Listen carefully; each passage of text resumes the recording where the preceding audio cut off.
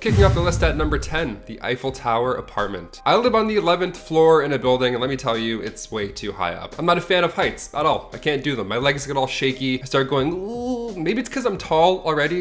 I don't know, not a fan. But this first one here gave me a hard time researching. Above the Eiffel Tower, above the main observation deck when it was completed back in 1889, Gustave Eiffel, like Mr. Eiffel, the dude who made the blueprints, included for himself a sweet little condo at the very, very top. This 100 square meter room sounds spacey at first, but in reality it's full of gear and the elevator shaft. It was like Harry Potter's closet in comparison to the rest of the house. You know what I mean? Not too lovely. This room did have a kitchen, a small one. It also had a bathroom, thank God, and a living room. God forbid you open a window though. Papers must have been all over the place. Gustave's hair must have been so messy all the time, but pretty interesting nonetheless. Number 9, the Washington Monument. This is one of those things again where I wish I get to check out myself, but again, the fear of heights, there's no way I could physically do this. You can go inside the Washington Monument, that's no surprise, we all know this at this point, but did you know there's a secret hiding spot at the very, very top, a secret hatch? In Spider-Man Homecoming, Peter has to save his classmates. They're stuck in the elevator shaft in the monument. In order to reach them before they fall, he has to kick through the window at the very top of the monument. It's a pretty intense scene. He almost doesn't make it. It takes him like 3 super Spidey kicks just to get in. Turns out he could have just crawled 4 feet a little higher to the very top of the monument and opened this secret hatch. Could have called it a day without using web fluid. Easy peasy. Yeah, you don't need Spider-Man to clean and maintain the monument. Just people who aren't afraid of heights, apparently. Number 8, Trafalgar Square. Come on down to Trafalgar Square. We got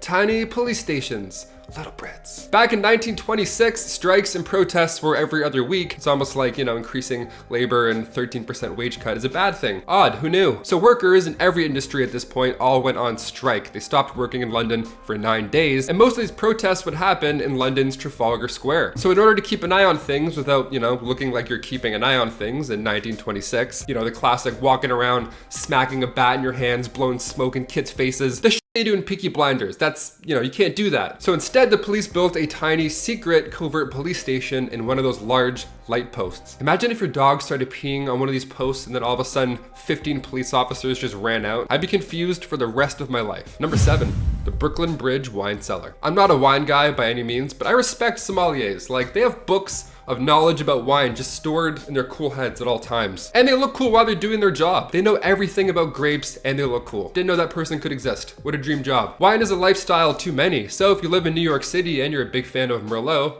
listen up. The Brooklyn Bridge connects Manhattan and Brooklyn. It was built back in 1883, and at the time, it was the longest bridge in the world until 1903. Chief bridge engineer John A. Roebling, as well as his son, Washington Roebling, worked into the building plans in order to help the city financially after, just spending $15 million on a bridge. They included 2 wine cellars, one on each shore, as well as other chambers that could be rented out. The plan worked, and over the following 40 years, wine was stored in the dark, cool granite cellars. Probably so many spiders down there. That's all I think of when I see old just spiders. I see a barn now on TV, I'm like, ugh.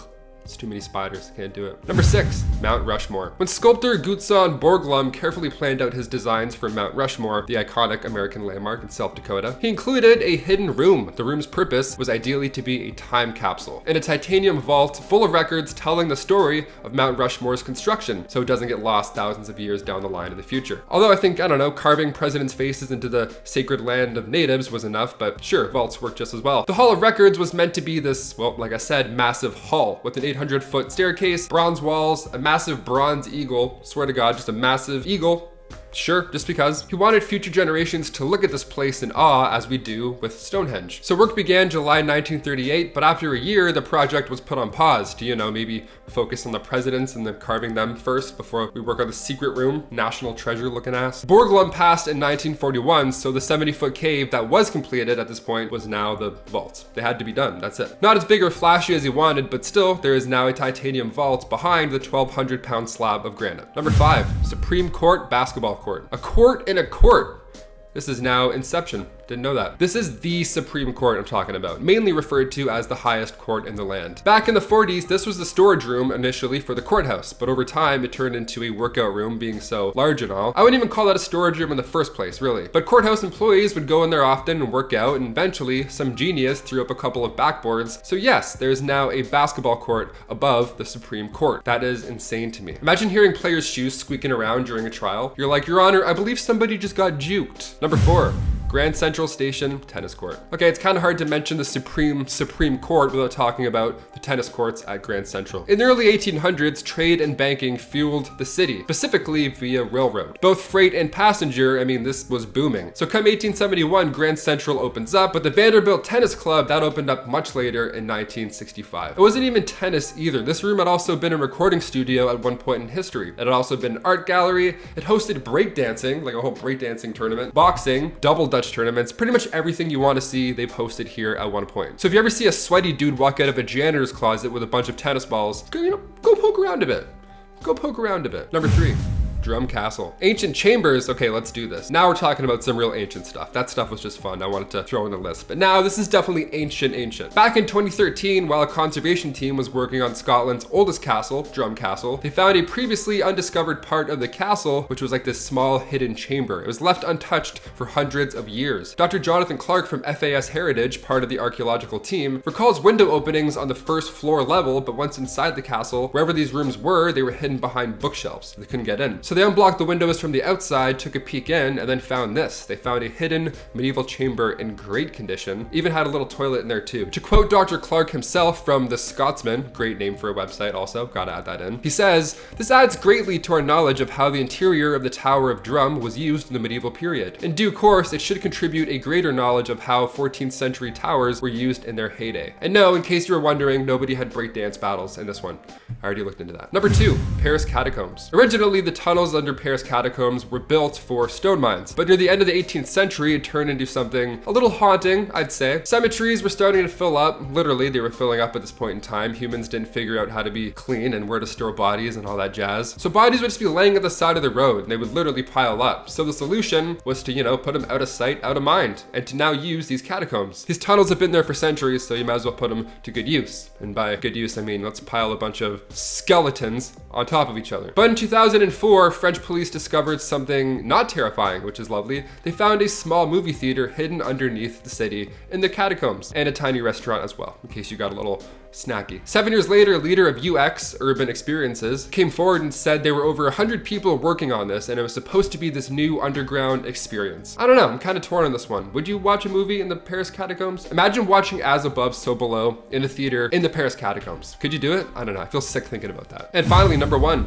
Niagara Falls. I'm lucky enough to be a short drive from Niagara Falls. Of course, at this point in my life, it's not too exciting to go anymore. I've done the wax museums, I've mini putt with the dinosaurs. I've seen it, I've done it. What else? Well, how about the Cave of Evil Spirits? Yeah, that ought to mix it up. You can leave your poncho behind for this excursion as well, because the Cave of Evil Spirits is near the Devil's Hole, which is far away from the actual falls. On the US side, right on the side of the river. It's this limestone cave, maybe just 42 feet deep, and it was named by early settlers to get anybody from poking around inside. But come 1679, La Salle, on his return to Lake Ontario, passed this cave, and his guide even discouraged him to go in, but La Salle entered anyways. And within 2 years, death followed. It wasn't like a haunting or ghost or anything. I wouldn't call this a haunted cave per se. I think this is just what tends to happen when you walk into somebody's home unannounced in the late 1600s. Yeah, you piss a few people off. Starting off this countdown, we have the Coral Castle. Located in Homestead, Florida, this beautiful rock garden was created by one man, and one man only. The garden is made up of more than 1,000 tons of sedimentary rock, which was sculpted into different shapes, like a crescent moon. Some were even made into chairs and tables. Legend goes that this man built the structure after being abandoned by his lover on their wedding day. He channeled his heartache into building this structure to prove to her that he could do something amazing. Here's the thing. This man was very tiny. He weighed only 100 pounds, and he had only a 4th grade education. So how did he manage to build such an intricate structure by himself? Scientists claim that even Albert Einstein couldn't have done it. In our 9th spot, we have Stonehenge. Located in Wiltshire, England, the Stonehenge is one of UK's most famous landmarks. It consists of a bunch of standing stones in a ring, with some stones placed on top of each other. It's theorized that it took builders 1,500 years to build it. Now, what makes this so mysterious is the fact that we don't know why it was built in the first place. Many scholars agree that Stonehenge was once a burial ground, but what else? They think maybe it was a place of worship, or maybe it was just like a cool project. They're like, yo, can we just like stack the stones? It'll look sick, I promise. We don't know. Also, we don't know how they managed to build it in the first place without access to modern technology. Those stones weigh around 25 tons. How did they get them there? And then up in that position, and then rocks on top of that. It's just a secret we may never know. Moving on at number 8, we have the pyramids. Of course the pyramids were going to be on this list, how couldn't they? They are another one of those structures that we have no clue how they built them. Seriously, how were the giant blocks moved and put into place? Not only that, but a lot of crypts in the pyramids still remain unexplored. There are said to be tons of hidden artifacts and scrolls that we just haven't found yet. That could give us more information on ancient Egypt. But what we do know, which is kind of an interesting fact, is that Egyptians might have used the Great Pyramid of Giza as a sundial, enabling them to tell time by just looking at its shadow. Coming in at number 7, we have Göbekli Tepe. Constructed over 11,000 years ago, this landmark located in southeastern Turkey was originally just thought to be the remains of an old cemetery. However, upon excavating the land, they discovered more than 200 pillars in about 20 circles. The pillars are around 20 feet tall and weigh up to 10 tons. Some of the pillars have animal shapes carved into them. But here's the thing, we haven't even excavated it all yet. It's theorized that we could be digging for another 50 years before uncovering the rest of the structure. What's weird is that this monument was built during a time when metal tools and pottery had not been developed yet. So this whole thing just remains a big mystery filled with secrets. In our 6th spot, we have the Lost City. Just off the coast of the Japanese island Yonaguni lies a city completely sunken underwater. There are complete pyramids, ruins of a castle, structures etched with faces, and rock sculptures that look like animals all underwater. It's theorized that a terrible earthquake caused the city to be engulfed by water. But to this day, we don't know the true origins of this mysterious underwater city. The monument is made up of a series of rock formations including carved steps, stone pillars, and a triangular formation now known as the Turtle because of its appearance. Now this also remains a mystery because we don't know if it was man-made or made naturally. Some scientists think that the currents and erosions carved the formations out of the ocean floor. Others claim that the straight edges and 90-degree angles make it seem like it was man-made. Who knows? But if it was man-made, what was its purpose? We are now at our 5th and halfway mark with the Great Sphinx of Giza. The Sphinx is a massive structure with a body of a lion and a head and face of a human. It is around 240 feet long, 20 feet wide, and 66 feet tall. Most researchers believe that the Sphinx was meant to act as a guardian for the pharaoh Khafra, whose pyramid is located beside it. It may actually be his face that is on the Sphinx. But like much of these other structures, we truly don't know. Count how many times I say that in this video. Maybe it contains some hidden secrets that we just haven't discovered yet. In our 4th spot, we have the Saxe Woman, and I know what it sounds like, but that's how you pronounce it, so just, I know.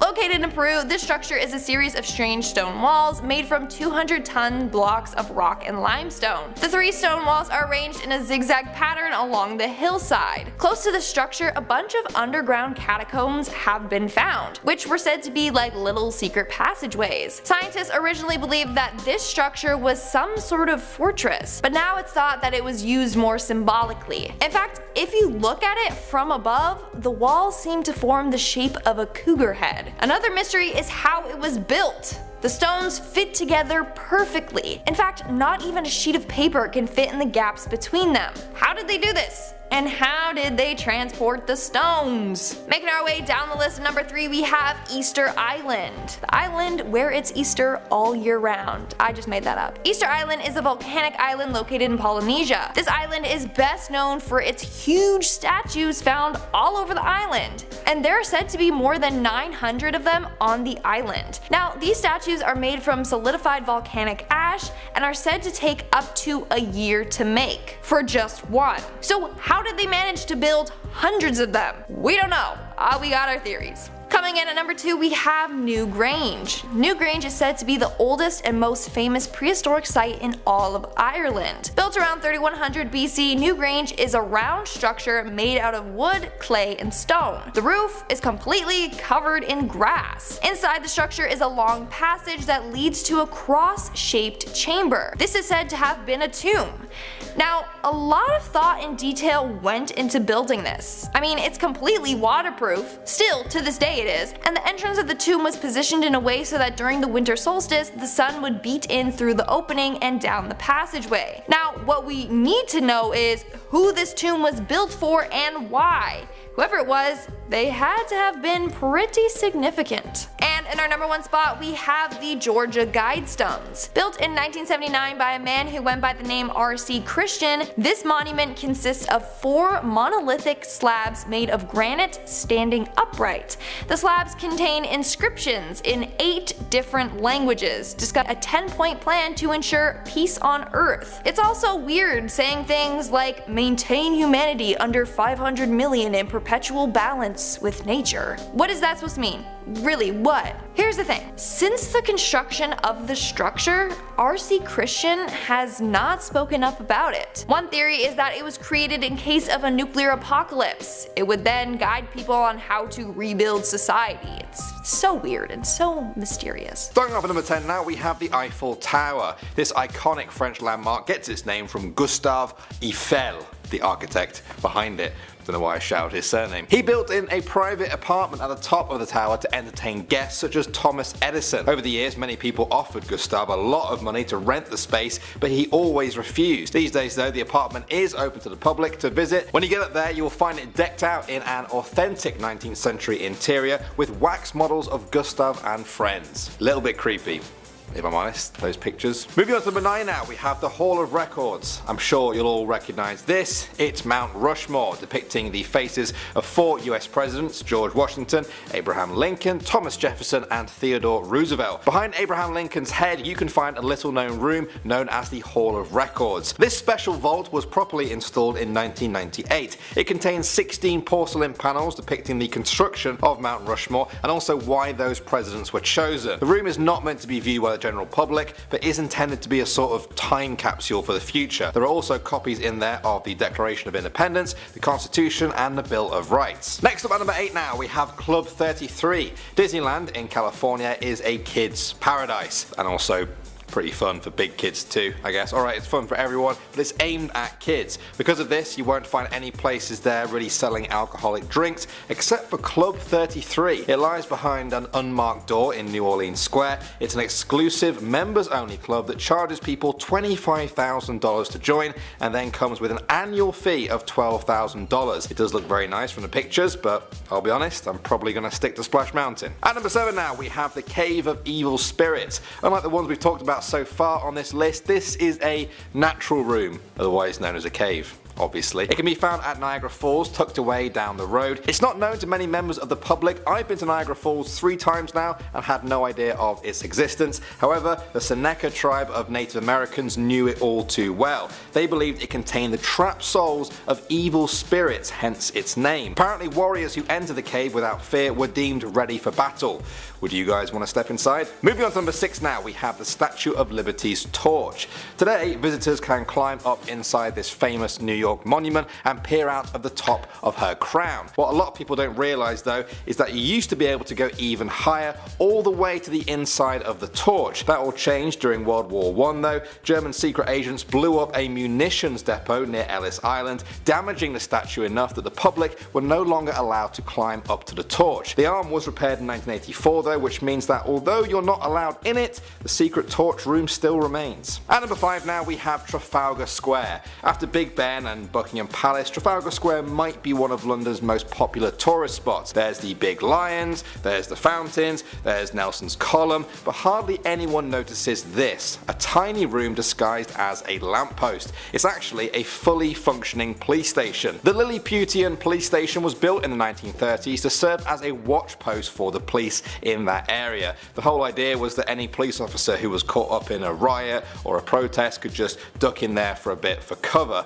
It's so small that it only fits a single police officer, or I guess 2 if the police officers are comfortable with each other. Next up, at number 4 now, we have Radio City Hall. If any of you guys are from New York, you may have heard of Radio City Music Hall. After opening in 1932, it went on to become known as the showplace of the nation. In recent years, it's hosted political conventions, boxing matches, and even the NFL draft. During its construction, the architects built a secret apartment for Samuel Rothafel, one of the designers. After he died in 1936, the apartment was left unused and pretty much forgotten. Because of this though, it's remained perfectly pristine inside, just as it was left. Everything there looks just like it did during the Art Deco era that it was constructed in. Some people find it cool, others find it creepy. What do you guys think? Moving on to number 3 now, we have the Lucky 7 Lounge. At the Pixar Studios, an animator called Andrew Gordon once stumbled across a human-sized hatch in the back wall of his new office there. The tunnel led to a room used for access to air vents. He and his colleagues started to decorate the secret room and even installed a camera in the corridor to see who was coming. Pixar owner Steve Jobs used to visit this space,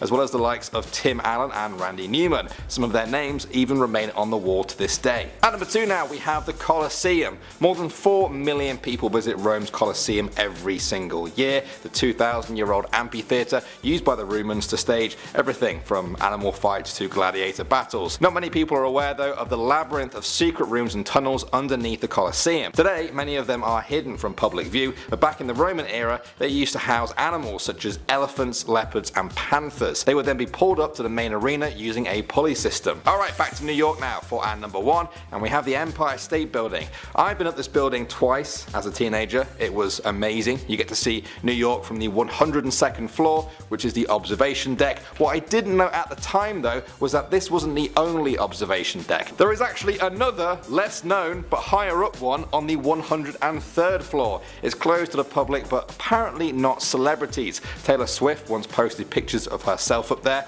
It's thought that this room was originally meant for passengers to climb onto airships that would dock on the buildings. Airships stopped being a thing though after the Hindenburg disaster, but this hidden high up room still remains. In at number 10, we have the Sydney Opera House. Now this is in Sydney, Australia. The impressive Sydney Opera House is Australia's most iconic man-made landmark. Located on the Bennelong Point in the Sydney Harbour, the Sydney Opera House was designed by Danish architect Jon Utzon. Now he designed this in 1958, and after years of developing the designs and constructing the building, it was finally opened in October 1973. These days, the Sydney Opera House is a major tourist attraction, hosting 1.2 million people a year as audience members in the 1,500 shows that take place inside it each year. Next up, we have the Golden Gate Bridge in San Francisco, USA. Now the Golden Gate Bridge is a suspension bridge that spans the Golden Gate Strait from San Francisco to Marin County. Now the bridge has been declared a modern wonder of the world by the American Society of Civil Engineers. The Golden Gate Bridge is the most photographed bridge in the world and was designed by Joseph Strauss, Ivan Marrow, and Charles Ellis. Now construction began in January 1933 and the bridge finally opened in May 1937. Now the fabulous Danny Burke has actually done a top 10 video entirely for this bridge, so if you'd like to know more about it, then check out the video over here. Although watch this one first, because a honey got a finish and you'll never know how it ends. One beginning we know very little about is our number 8. At number 8 we have Stonehenge in Wiltshire, England. Now Stonehenge is a massive ring of standing stones near Salisbury in England. Now this area of the UK is actually very beautiful, so as a Brit I recommend that you all go and visit, again after this video. Now Stonehenge dates back between 3000 BC to 2400 BC, with many suggesting the earlier date is the most likely. Now this is absolutely insane. This means Stonehenge could be over 5,000 years old, making it one of the oldest surviving pieces of what we would call, I guess, architecture in the world. Now there is evidence on site to suggest that the area has been in use as far back as 8000 BC, so 10,000 years ago. Now as of now, people still have no idea why Stonehenge was built and for what purpose, with many suggesting it could have been an ancient burial ground. Now the site has been listed as an UNESCO World Heritage Site and is owned by the Crown, meaning the Queen of England. She owns Stonehenge! In at number 7 we have Christ the Redeemer in Rio de Janeiro, Brazil. So Christ the Redeemer is an Art Deco statue of Jesus made from soapstone and is synonymous with its location in Rio in Brazil. Now the statue was designed by French sculptor Paul Landowski, with the face created by Romanian sculptor Gregor Leonida. Sorry if I said that wrong. but it's a Romanian name. So Christ the Redeemer sits atop the Corcavo Mountains overlooking the city, and it was finally erected in October 1931, almost 100 years after the idea was suggested by a local priest. In at number 6 we have the Leaning Tower of Pisa. Now this is one of my personal favourite landmarks because it is so hilarious. Now the Tower of Pisa is a bell tower in the Italian city of Pisa in the district of Tuscany. Now this 183-foot honey was constructed between 1173 and 1372. Now the tower's tilt began during construction due to inadequate foundations and soft ground on one side of the tower. Can you imagine how people reacted when this ornate tower was like grandly unveiled? They would have been like, excellent work Gino, but yeah, it's wonky. Awkward. There we go. But without this characteristic wonk, people wouldn't love it like they do today, with many tourists flocking to the tower to create that classic picture. You know, the one where they're like, you know, we've all seen it. That one. It's a classic. So from a wonky tower to a straight standing tower, in at number 5 we are taking a trip to France. That's right, we have the Eiffel Tower in Gay Paris en France. Now the Eiffel Tower is pretty much symbolic of France, let alone its home city of Paris. The Eiffel Tower is 984 feet tall, with a top deck open for public at 906 feet, so pretty tall. The Eiffel Tower was constructed in 1889 as the elaborate entrance to the 1889 World's Fair. Now it is the most visited paved monument in the world, with around 6.91 million people visiting the structure in 2015 alone. Now the Eiffel Tower is named after the engineer Gustave Eiffel, whose company designed and built the tower, which was formerly the tallest structure in the world, holding the title for 41 years until the Chrysler Building was built in 1930. Journeying over to Asia at number 4, we have the Great Wall of China. Now the Great Wall of China is an ancient structure spanning from Dadong to Lop Lake, measuring 5,500 miles, so 8,850 kilometers. Now the Great Wall was built between 220 and 206 BC by Quan Shing Hangguid, and it was rebuilt and maintained during the Ming Dynasty, which existed from the late 1300s. Now the wall spans such a great distance that it's hard to pinpoint one particular part of it as the main tourist destination, but millions of people visit a part of the wall each year.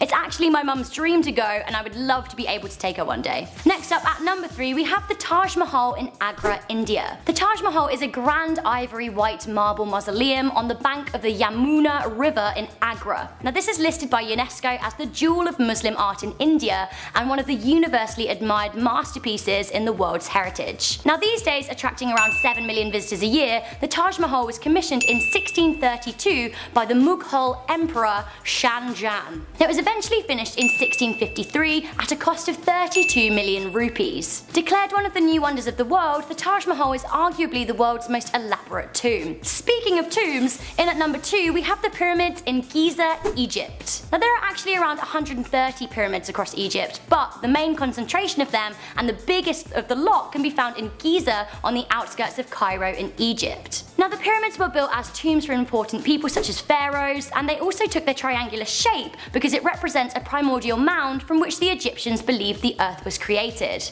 I'd actually be totally up for making a top 10 on the pyramids or ancient Egypt because I find them fascinating. So guys, we have reached that all-important moment in our top 10 most famous landmarks in the whole wide world, where I'm going to reveal the number 1 spot. I for one think we should do a part 2 though, as there are so many cool ones I haven't even mentioned yet, so there we go. So here we go, in at number 1 we have the Statue of Liberty in New York, USA. Now the Statue of Liberty is widely considered a symbol of the United States of America and sits pretty on its very own island between Manhattan and Staten Island in New York City. The Statue of Liberty was designed by Frederick Auguste Bartholdi and built by Gustave Eiffel, who you've heard about earlier in this list as he created the Eiffel Tower. Now the statue was a gift to the newly independent United States by the people of France. Very generous of them. Now the statue is of the robed Roman goddess Libertas and is an icon of freedom. Now my favourite fun fact about the Statue of Liberty is that it was originally brown. Now if you think about it, this actually makes a lot of sense, as the statue is made of copper,